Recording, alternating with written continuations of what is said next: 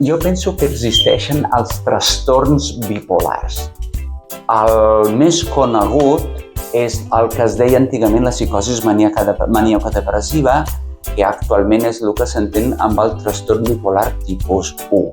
És un trastorn de l'estat d'ànim caracteritzat per èpoques de símptomes depressius i època per símptomes d'eufòria. L'eufòria és una època caracteritzada per hiperactivitat, disminució de la necessitat de son, molta energia, molta més dificultat en veure riscos, molta més dificultat de veure les conseqüències negatives de les nostres accions, llavors molta més desinhibició a l'hora de comportar-nos. I és la presentació clàssica, una fase depressiva, no cal que diem que és la depressió, que molta gent la coneix, però l'eufòria menys coneguda. I aquí va per episodis de duració variable, però que poden durar diversos mesos.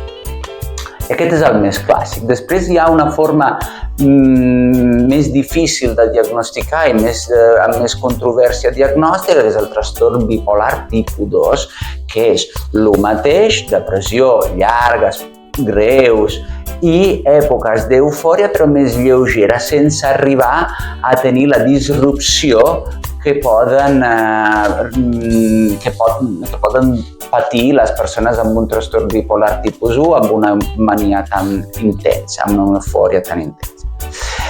I després existeix tota una altra sèrie de trastorns bipolars on aquestes fases són molt més barrejades. Hi ha símptomes d'eufòria en els episodis depressius, símptomes de depressió en els episodis d'eufòria, no hi ha una transició entre l'episodi afectiu i l'estat eutímic normal de la persona, i és tot una barreja. Aquestes són manifestacions menys clàssiques. Llavors existeix el trastorn bipolar tipus 1, tipus 2 i els no especificats, que són més complexes de diagnosticar i de tractar.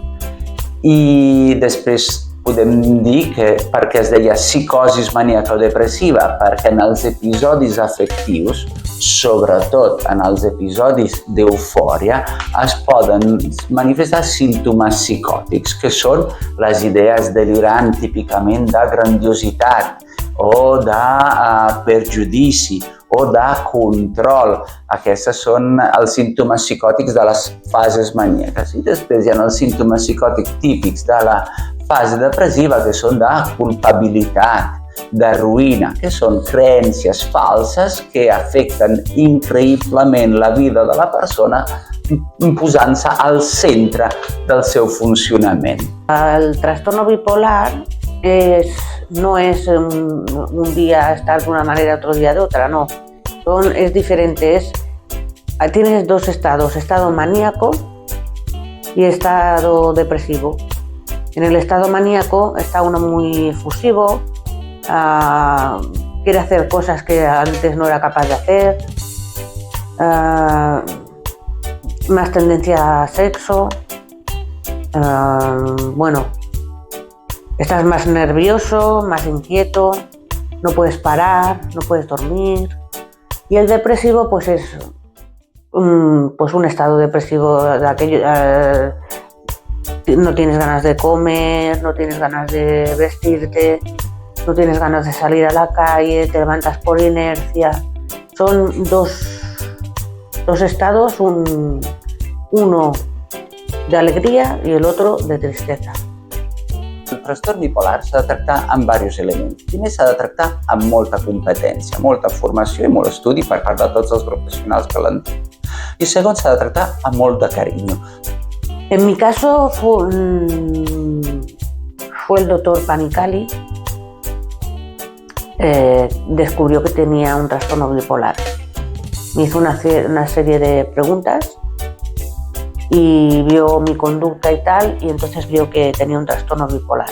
És un tractament integral on es necessiten tractament farmacològic de diversos tipus, n'hi ha moltíssim, és tractament psicoterapèutic més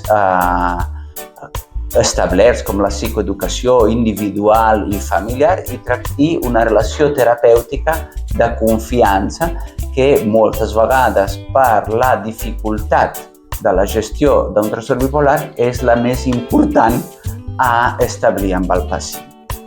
A veces tomas tratamientos que no te van tan bien, otros que sí, pero ahora mismo estoy muy contenta con mi tratamiento y con mi estado. Ahora estoy estable.